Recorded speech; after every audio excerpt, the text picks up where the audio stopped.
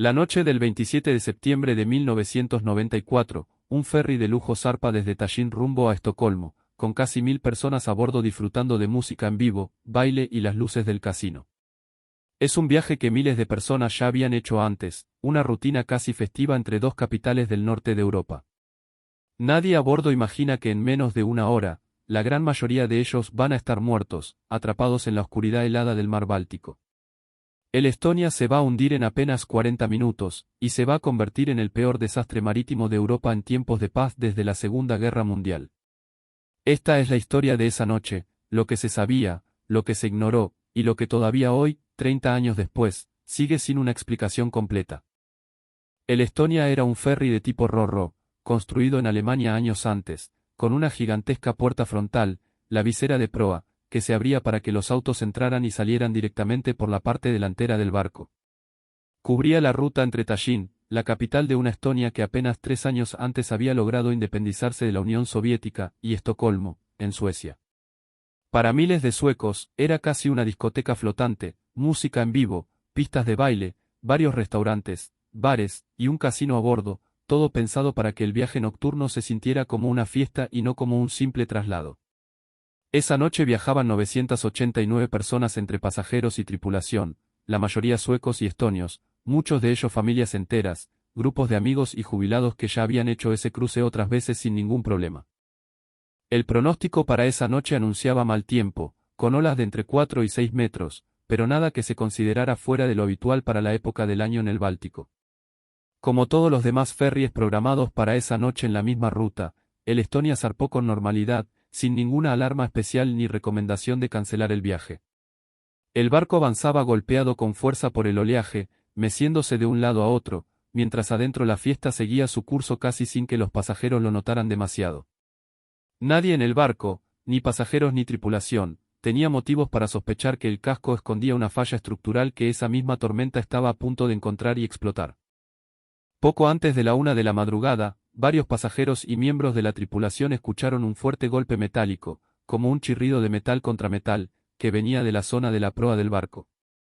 Un grupo de tripulantes fue a inspeccionar la visera de proa, esa gigantesca puerta pensada para dejar pasar los vehículos, pero desde afuera y en plena tormenta no encontraron nada visiblemente fuera de lo normal, y volvieron a sus puestos con la tranquilidad de haber revisado.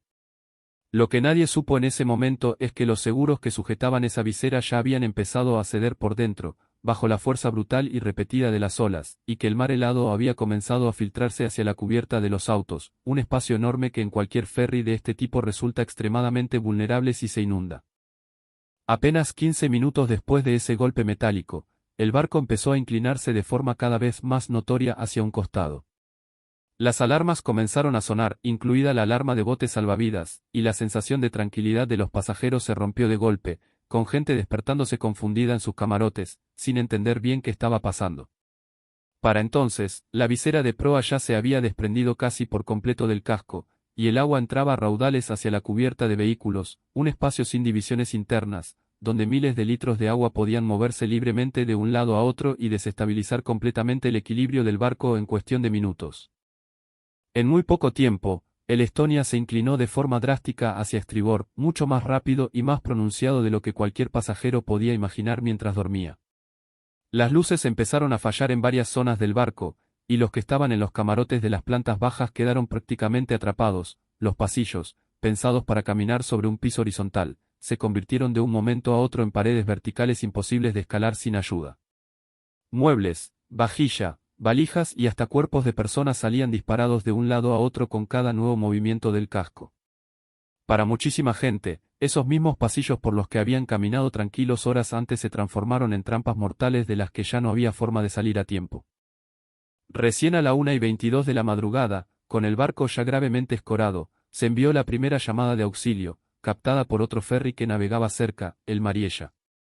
La investigación posterior encontró demoras graves en la respuesta de la tripulación, tardanza en sonar la alarma general para todos los pasajeros, falta de instrucciones claras y coordinadas desde el puente de mando, y ni una sola bengala de emergencia encendida a tiempo para guiar a los barcos que se acercaban.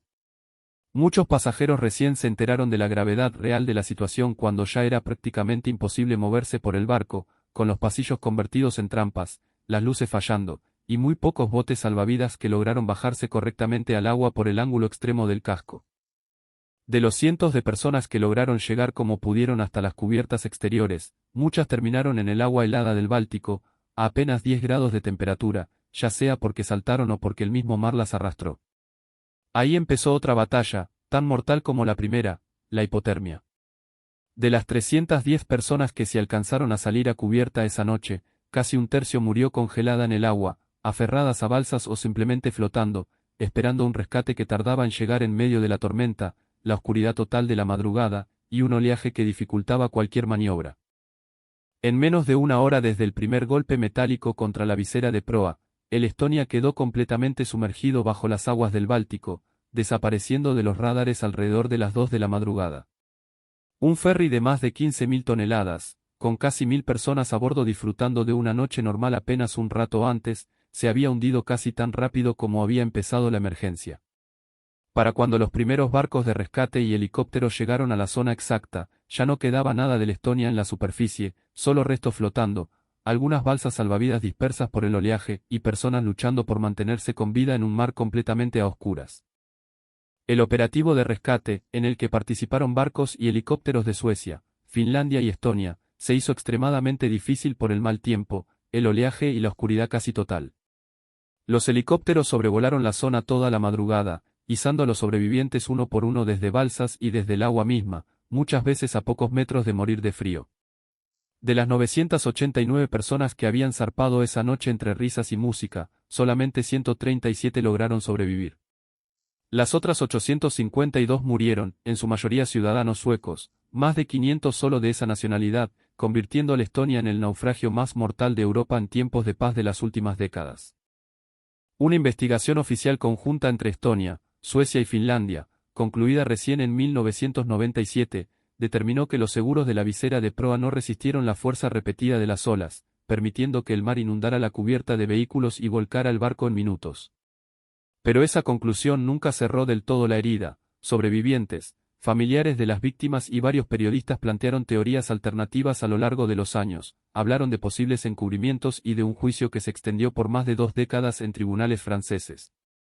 El pecio fue declarado sitio de sepultura protegido, con el buceo prohibido por ley, pero nuevas expediciones en 2019, 2023 y 2024 volvieron a filmar el casco y encontraron un agujero no explicado en el costado del barco, reabriendo el debate 30 años después de la tragedia. El desastre del Estonia obligó a cambiar para siempre las normas de seguridad marítima internacional. Hoy en día, los barcos tipo Ro-Ro deben tener viseras de proa mucho más reforzadas, más mamparos estancos internos, y mejores sistemas de drenaje para evitar que una falla como esa vuelva a hundir un barco en minutos. A 30 años de aquella noche, familiares de las víctimas de varios países todavía se reúnen cada mes de septiembre, en Estonia, Suecia y Finlandia, para recordar a los suyos junto al mar. El caso del Estonia sigue siendo, para muchos, una herida abierta con preguntas que el fondo helado del Báltico todavía guarda. Si te interesó esta historia, contanos en los comentarios qué otro naufragio o desastre te gustaría que contemos la próxima vez.